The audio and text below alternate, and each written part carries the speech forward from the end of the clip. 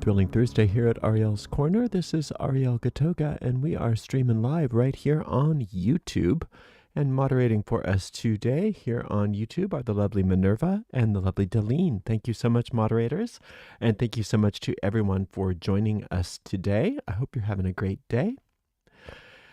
If you haven't done so already, please make sure you like the video, subscribe to the channel, and hit the notification bell. Our website is located at arielscorner.com, arielscorner.com. Please check it out. There is a new article that I just put up there day before yesterday, I think, that some of you might find interesting about overcoming scarcity.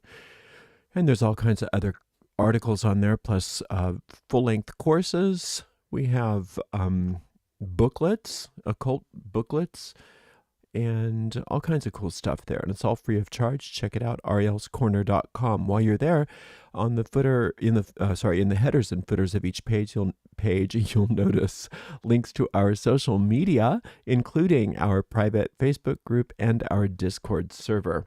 And those are two great places to go should you desire to be part of our community, which we would love. Also, on the footer of every page, you'll see a little donate link if you'd like to donate to our stream. Another way to donate to the channel, I should say, another way to donate would be through PayPal, and you can do that by going to paypal.me/arielgatoga, or you could use a super sticker, super chat, or super thanks right here on YouTube. Let's see, what else was I going to tell you? We do have a chat thread open, so please chat amongst yourselves. And if you have a question for me, you can put it right in that chat thread, and I will get to it hopefully before the end of the stream. If I run out of time and I can't get to any questions for some reason, or I can't get to your question, please bring it right on over to Discord and or the Facebook group, and we'll take care of you there. Did I remember everything? I hope so. If you're in a place where it is safe and appropriate, please close your eyes and begin to take some nice, long, slow, deep, relaxing breaths in through your nose and out through your mouth. With every inhale, feel more light and peace entering your body and mind.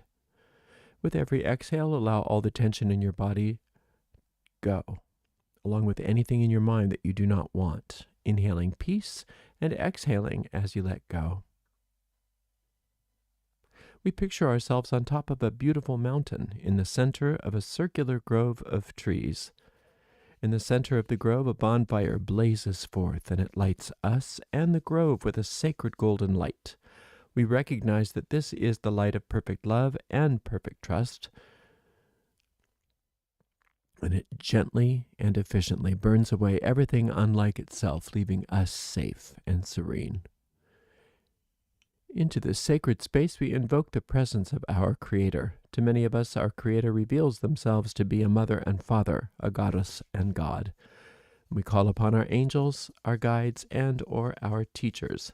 We ask that we be guided as we walk upon the way, and that we become happier, more peaceful, wiser, more successful, safer, and more loving people. Thank you very much. Blessed be. The word devil is interesting if you look at its etymology. It comes from the Greek word diabolos, which literally means to divide or to split. It has connotations to the concept of the dyad, or the number 2, and this dyad represents the primordial split, the split mind, the fragmented mind. So in that regard, you don't want to think of the devil as an anthropomorphic deity with a personality, with a separate personality and a life force. You would look at, from this point of view, you would look at it as being a depiction of the concept of a separated mind or a split mind. And this devil, this inner adversary, is always lurking within our shadow self, the depth of our own deep mind. That inner fragmentation exists within each of us. and it will continue to exist within each of us until we are able to heal it. And this split will consistently manifest as the difference between what we consciously want and what we unconsciously fear or believe. And our fears and our beliefs are joined at the hip. The conflict between this conscious self and the deep self is the primary source of human suffering.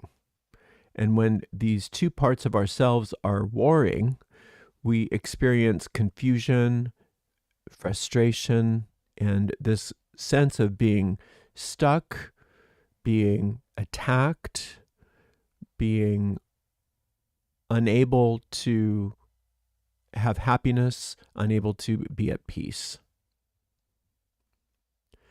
And you can think about how this just pops up in your normal day-to-day activities.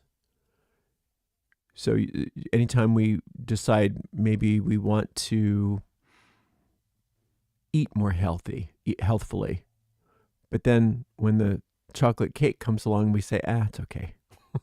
I can do it another day.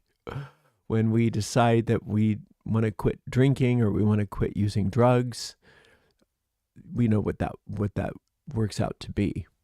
That most people have a great challenge saying no to their substances that they're addicted to. And even when they're in a program of sobriety, it's a constant battle between what they say they want and what their shadow self decides that it wants. People that want financial abundance or financial freedom feel guilty about wanting money. People that want a loving relationship, but they find a person that they're attracted to and will sabotage it for some reason or another. So this is like a civil war within us. It's truly what the stories about things like the War of Armageddon, what they symbolize. Rather than thinking about those kinds of apocalyptic narratives as being some sort of a prediction about the future, it's imperative that we understand that the only way that those kinds of narratives can be powerful is if we understand that they represent an inner conflict that is always there. And Carl Jung talked a lot about this. He talked about how he believed that human beings are born into separation, we are born into fragmentation, and that we spend our lives seeking wholeness. And the process of wanting to integrate these different fragmented parts of ourselves is, he had a term that he coined called individuation. And it, from his point of view, is out of necessity the central goal of any authentic psychotherapy. So it's important that we understand that within each of us exists multiple different versions of ourselves, multiple personalities. And you can see this. You have the personality that you present to your coworkers. You have the personality that you present to your family. You have a personality that you present to your spouse or your mate. You have a personality that you present to what your concept of a higher power. You have a sense of yourself that you present to yourself, which is false as well. And what's important about this is that each of these parts of ourselves are frequently in conflict with one another. So while we're on one hand trying to overcome something within ourselves, we are cowering and afraid. We crave connection and intimacy, and yet we reject people because it feels uncomfortable when someone touches us. And this kind of internal conflict seems to be the norm. And unless we are willing to do the work necessary to integrate these different parts of ourselves, the best that we can hope for is ignoring that it's happening and pretending that we don't have conflict. And we know how that works itself out. That works itself out in our experiences in three-dimensional reality. Always having financial trouble, let's say, always having relationship problems, always having problems with food, always having problems with illness, always having problems with substances, etc., etc., etc. Because what we resist persists. And when we try to suppress our darkness just comes out in our circumstances. We have an entire course on this called Dark Magic, where our purpose in that course, and I recommend that if you haven't done it already, that you try it, that you try taking that course, and if it's something that you found to be beneficial, that you repeat it every so often, because it gives you a framework by which you can descend into that underworld within yourself and look at these various parts of your personalities, these different various parts of your being, these different personalities that exist within you, and reconcile them and integrate them. The deep mind is responsible for projecting onto the screen of space our experience.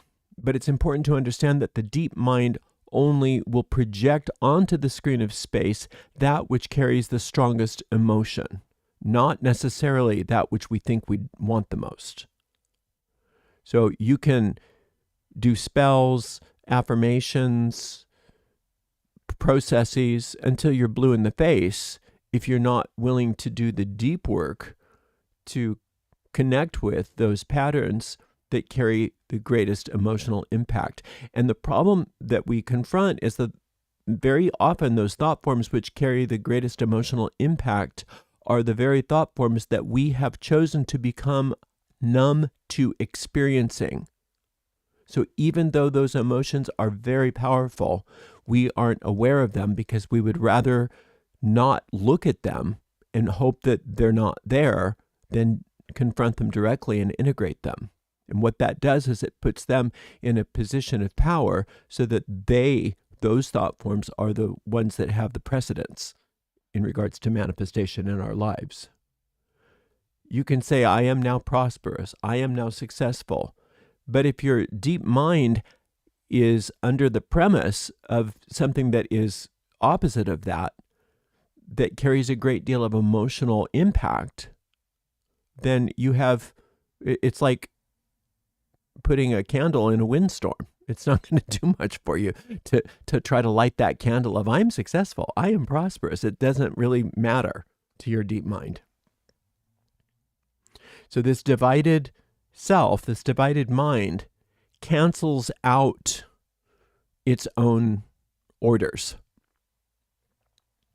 And that's where a lot of people say, this stuff doesn't work. This magic doesn't work, or if they're not into magic, if they're into some other sort of manifestation type process, it doesn't work. And they don't understand it does work. It works with mathematical precision, it works. But rather than looking at the mechanism of manifestation that's going on within our lives and confronting that and integrating that, we move away from what is actually happening and go into a type of wishful thinking, and we call that spellcasting or magic. And that's really, truly the seat of superstition, thinking that you can move away from the mechanism of your manifestations and hope into existence something else. So for as long as we are unwilling to descend into the underworld and to become aware of and integrate these various parts of ourselves, is the degree to which we are constantly at the effect of those deep-seated thought forms which carry great emotional impact, as they are the ones projecting those images onto the screen of space, and we interact with those images, and that's our reality here. This is called the projection. This is called projection.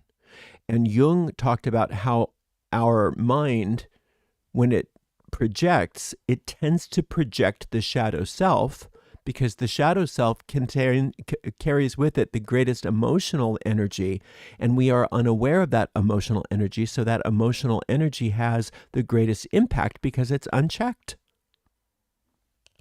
And this is why it looks like so frequently when somebody is about ready to succeed in something, they sabotage it, or something seems to happen to destroy the thing. How many times in your life have you just about made something really great happen and it all fell apart? Or you've decided, oh, I don't want to do this anymore, and you've just junked the whole thing.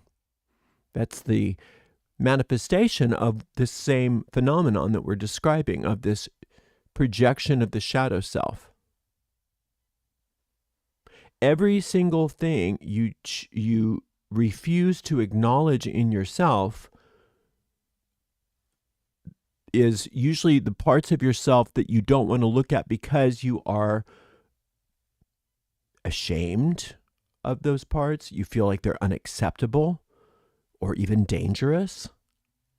And these parts don't disappear because you refuse to look at them. They actually grow. They actually gain in power. And so when you're projecting the shadow out onto the screen of space, that includes other people. That includes all the people in the world. If you just took a day and said, okay, I'm going to try this out.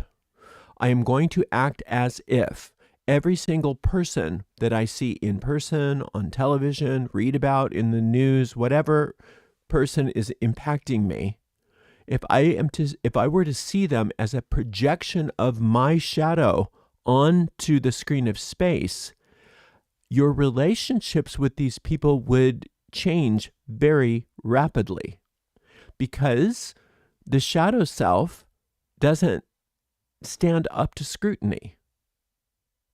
The shadow self does not stand up to scrutiny. It automatically integrates. It automatically integrates when we put our attention onto it.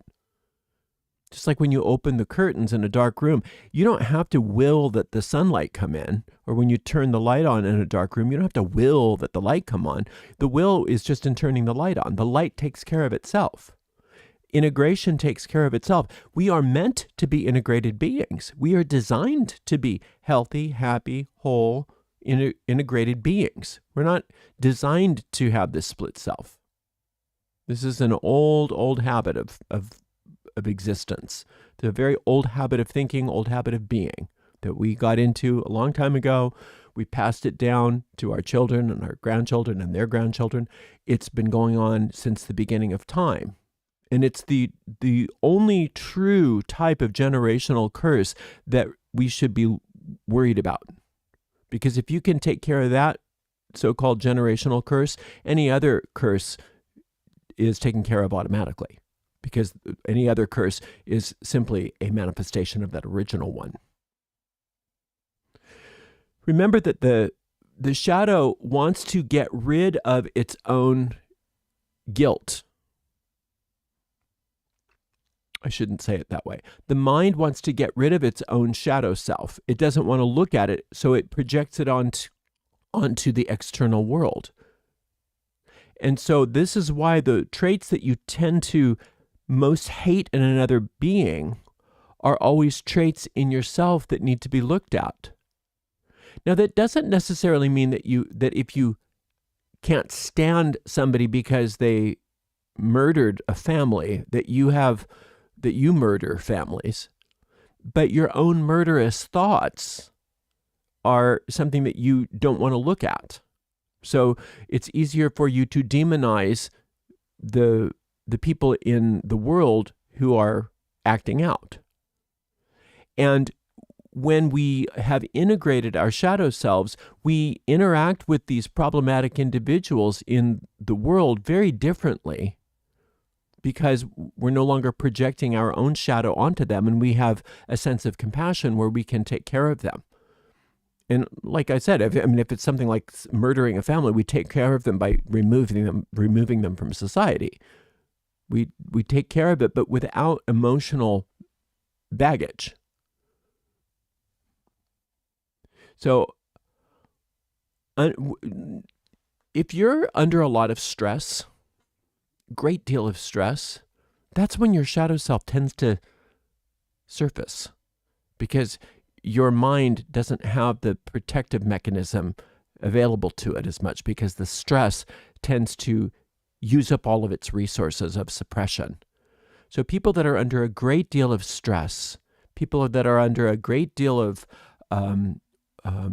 intensive upset, worry, etc., will more frequently demonstrate their shadow selves. And when that happens to you, it's not necessarily a bad thing. It's good for us to be able to notice those things when they come up. Everything you repress in yourself, everything that you suppress in yourself, doesn't ever stay there. It's important to understand that the bulk of our problems in our world are the result of our collective darkness being suppressed and ignored. And so it comes out in unhealthy ways in our personal lives and also in society in general. So our goal then is always to integrate the shadow. And that means that you recognize it. You take responsibility for it. You own it. And you don't feel guilty for having a shadow. You don't feel bad that you have a shadow. Everybody has a shadow. But once that shadow's integrated, it's no longer something that's harmful to yourself or anyone else. It then becomes your ally. Understanding that the shadow is meant to be like a dark room for a photographer. Most of you don't know what that means. Many of you are not my age.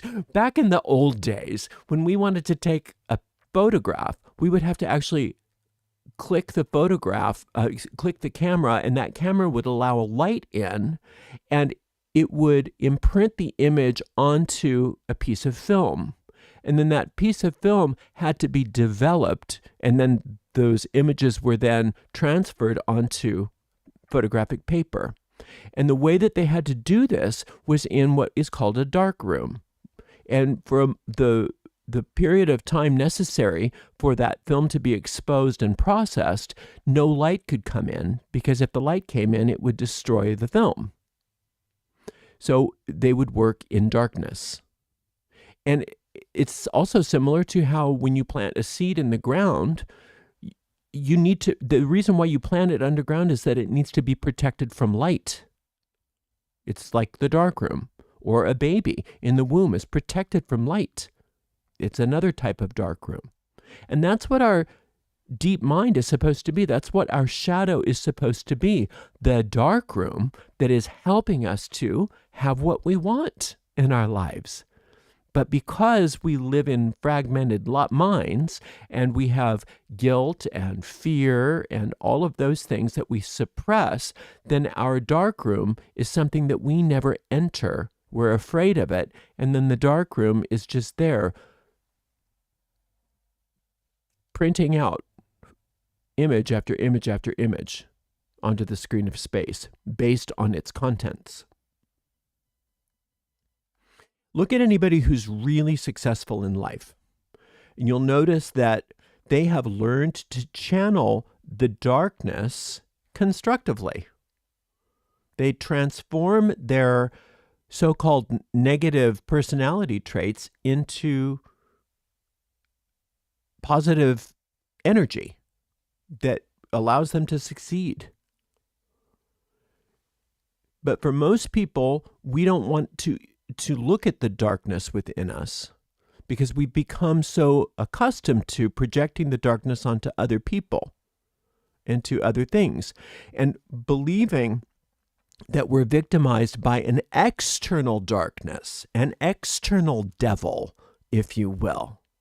And even if you don't believe in the devil per se, you do to the degree in which you think that there are evil forces outside of you more powerful than yourself. And that's displacing your own darkness onto an external force that doesn't truly exist, because everything in your life is actually an interaction with a projection. So if you're not willing to own your darkness, it's not that your darkness goes away, it's that it's unregulated. It's mismanaged. It's like Lord of the Flies. The children have no parents. The children have no one to teach them. And it's a very similar idea in that we have children within us who have no guidance. And so they just do their best based on the programming that they have. So what do you do about that? You, first of all, know that you have the courage necessary to look within and experience these dark parts of yourself, especially those dark parts that you've spent your life denying. And you are so afraid. Well, I don't know if this is true for you personally, but in general, we are so afraid. We are so afraid of looking at our darkness because we know it's going to be so awful. And there is this little fear that we have to go through to get into those dark parts of ourselves. But what we recognize when we get into the darkness is there's nothing wrong with us at the core. That's all been a bugaboo. It's all been a boogeyman that we bought into that doesn't really exist. There is no monster under our bed. It's just a bunch of thoughts that can be integrated and no longer have power over us. People that act out in violence or in people that act out in violence or out of jealousy, that out of fear, self-sabotage, or have violence against other people, have violence against themselves, they are all playing out their shadow self in a way that is destructive. Whereas the shadow self isn't meant to be destructive.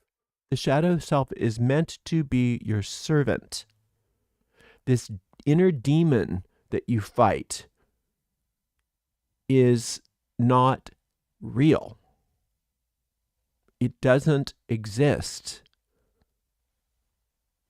When you accept this shadow self, when you integrate the parts of yourself that you've denied, they become your strong allies. All of those evil, scary beasts. Think about that card in the tarot, the strength card. See what she's doing is she's integrating. It's a picture of a woman taming a beast. And that's what she's doing. She's looking within. She's finding that part of herself that's been denied and loving it and taming it. And then not only integrating it, but allowing it to work on her behalf. And so all of the parts of us that have been against us, then all of a sudden we teach them and train them how to serve us. So to the degree that we've always been having failure after failure, we start to have success. To the degree that we've always been getting abused, we now have freedom and release and a pleasurable existence. And this kind of wholeness is not something that you achieve and then you're done. This kind of wholeness is something that you experience, and that's when your life starts to take off. And that's when things really begin. And it's an ongoing process for as long as we are living in this reality. Because even after you've integrated your shadow self, other people still don't know what that is. And you're just there as sort of a midwife to help them as they find the integration that they need. You can't necessarily go out and tell people about their shadow self and tell people what they're supposed to do, but you can, after you've started to really integrate your own and you are living a life that is one of fearlessness and wholeness, you can be an example to them, and then also just hold the space energetically for them to do it in their way. And that kind of psychic support is so strong when it comes from an integrated being. There's nothing more powerful than an integrated being supporting you on a silent level. You don't ever necessarily need to know that they did it.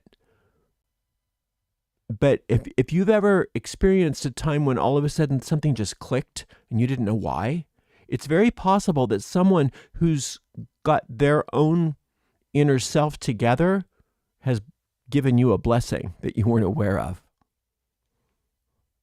So this true power that we're seeking in magic and in the craft, in all of these ancient sciences and all of these paths of initiation, are all about integration, integrating that conscious self with the unconscious self, all of the divisions within our minds, and aligning all of those divisions within our minds to a single unified purpose.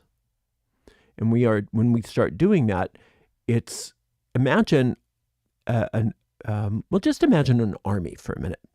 Now, if all those soldiers didn't have any direction and they all just got to go their own way, it wouldn't be a very effective army. In fact, they'd lose battle after battle after battle after battle. Every other army would gobble them up, would constantly be defeating them. But if all of those soldiers got together as a unified whole under one command, they would be unstoppable.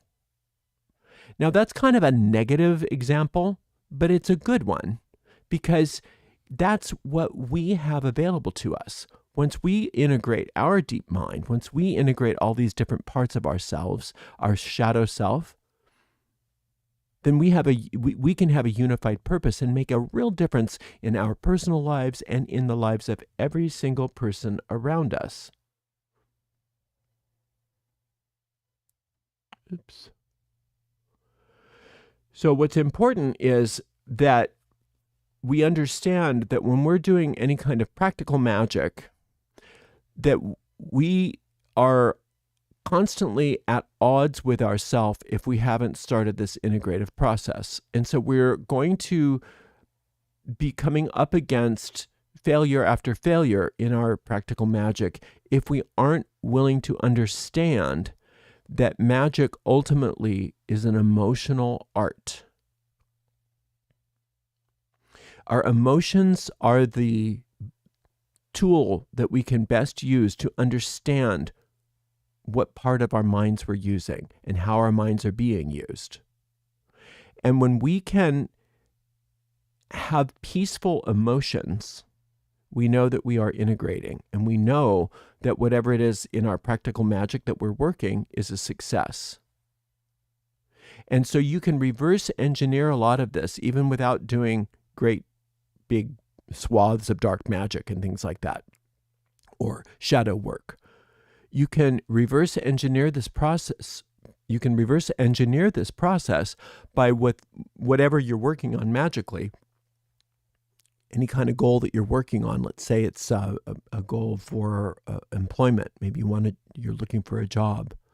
When you're working on that spell, doing everything that you're supposed to do, all of the processes that we give you, that witch's pyramid, etc., but being hyper aware of your emotional state and just allowing yourself and really intending and not standing for anything less than an emotional peacefulness. And the only way you get that emotional peacefulness is by relaxing your body.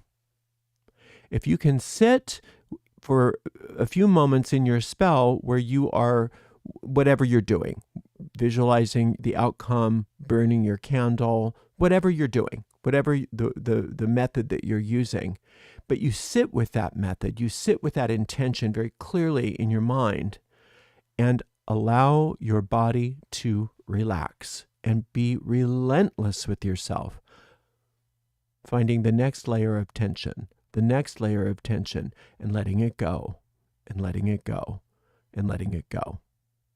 What you're doing is so much more powerful than you'll realize, because not only are you guaranteeing that your spell is a success, but you are also integrating your mind. You are doing great shadow work by just doing that, because you only can resist your shadow through tension. It's the only way that you can do it. If you refuse to have tension be there, if you make yourself relax, and you can, you're the one in charge, you're the master of your body. You can, through practice and intention and just sheer willpower, allow yourself to relax deeper and deeper and deeper. And the more you allow yourself to relax within the context of your desire is a given, and you start to integrate those parts of your personality, because like we said, the separation cannot exist in the presence of peace. It's the tool of that part of the ego mind to keep you separated is tension. And that's why we are constantly being distracted from relaxing. We are anytime you start to have that moment of relaxation, your mind comes up with all kinds of stuff you should be doing instead. And just not taking the bait, just saying, well, thank you for sharing. I am relaxing now. What happens is the vibrational frequency of your being starts to change, starts to be altered. Anytime you do inner work, it's good to go toward the terror. It's good to go toward the thing that you're most afraid of. And you can use the same tool on a non-practical magic level, on a more high magic level or a dark magic level, where you sit inside whatever your biggest fear is, your biggest terror, your biggest upsets, and sit with them and just relax in their presence. You see how fragile they are. They're dismantled in an instant, just the same way darkness is fragile in the presence of light. It cannot withstand your peace of mind. And your peace of mind cannot exist in this three-dimensional world while your body's in a state of tension. So if you can focus on relaxing your body, your mind will take care of itself. And it's important that you allow these feelings of unworthiness to come up, or these feelings of fear and terror, or all of those things. And you just take them one step at a time, and you relax in their presence, and you undo them. You dismantle them. And it has a snowball effect. A lot of the other problematic parts of your mind tend to follow suit, and you don't have to directly confront each and every aspect of the separated self. It starts to happen on a more global scale within your deep mind. So if the foundation of your magical practice is not built upon a solid emotional state of peace, then what you are looking forward to is an amplification of the problems that you're trying to overcome. So that's why it's important that we don't ignore that inner devil, that we don't ignore that inner separation, and we definitely don't ignore that dark part of ourselves, because that dark part of ourselves is meant to help us. But you have to go through what A Course in Miracles calls a ring of fear to get there. And the only way to do that is by being in it and relaxing. The moment you relax within that fear, the fear is dissipated.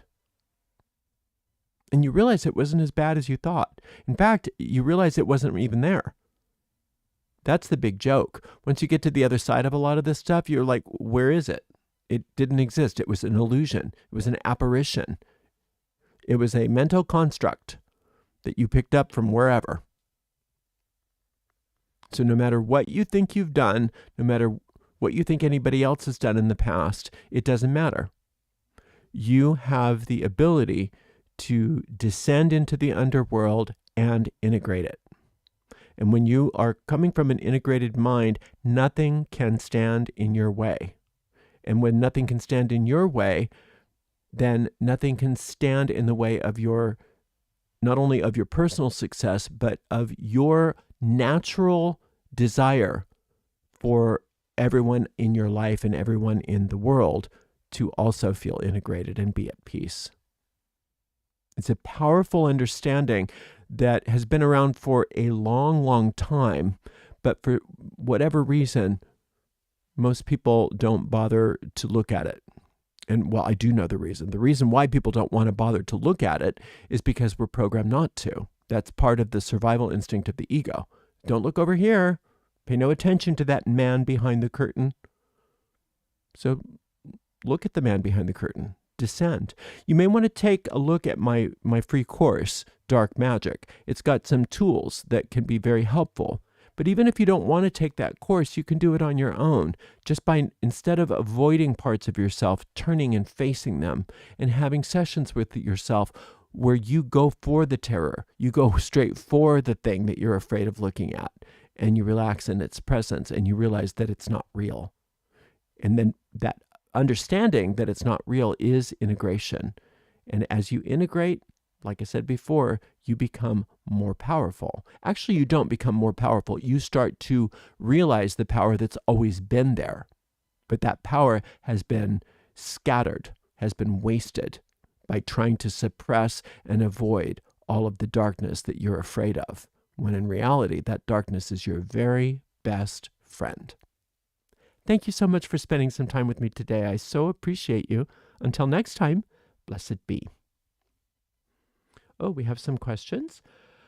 Darkness not equal success. I experienced a lot of people living in and for darkness for others' success. What kinds of results money came? I don't understand that question.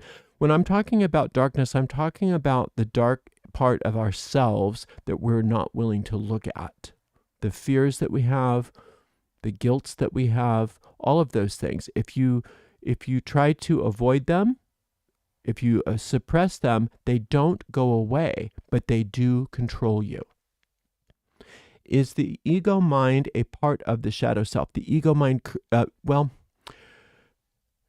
no, not necessarily, but the ego mind co-opts the shadow self by making us afraid of it so that we don't have access to it, that we don't use it. It's like having somebody taking over your money. Somebody else takes over your money and somehow convinces you that it's not there. Oh, you don't have any money. You don't have any money. You're broke. When all the while they're spending your money. That's kind of the same thing. That the ego has tried to remove us from having access to our darkness. Because our darkness, we've been convinced that our darkness is evil. And it's not evil. There's a type of light that exists in the darkness. So that deep part of ourselves is there to, like I said before, create things for us while we live in three-dimensional reality. But for as long as that dark self, that shadow self, is co-opted by the ego, then we don't have access to it, and we don't know why everything doesn't work for us. We think we're just victimized. We don't understand that the reason why things don't work for us is because we're not willing to accept our own power. We're not willing to accept everything because we've been convinced by our own ego mind that it's bad, that it's evil, and it shouldn't be looked at. Instead, we're going to project our fears. We're going to project whatever we're afraid of that exists in that darkness onto other people, onto situations, so that we can reinforce this misunderstanding that we're victimized by externals rather than that we've been victimized by our own mind. What about cursing using Psalms, for example? It feels to me that the process is to get tensed voluntarily in order to bring it all to the surface and follow the psalm to finally find resolve. You could look at it that way. The reason why we curse things with the Psalms is it gives us an opportunity to, if you really look at how the psalmic curses are structured, they ultimately bring you to the understanding that what you're cursing doesn't exist. That what you're cursing doesn't exist. The only thing that exists is the infinite. And so by cursing them through the psalmic curses, what you're doing is you're giving the need to interact with whatever it is that you're cursing over to a higher power to do it on your behalf. Very different to do it that way than to pretend like that darkness doesn't exist and then just avoid it altogether, or to try to curse them yourself. Because if you try to curse it yourself, usually I would say almost 100% of the time, you're fighting with something under false pretenses, and you're making it worse, not better. All right. Well, thanks for those great questions. I so appreciate you, and thank you so much to the amazing moderators. Today we had the lovely Minerva and the lovely Deline, and we'll be back for a Witch's Rosary, and it's one round of the Witch's Rosary and our Shekinah Square tomorrow. So thanks again for joining us, and I think we should, provided I have enough time today, we should also have a premiere tomorrow after our stream. So look forward to that. Until next time, blessed be.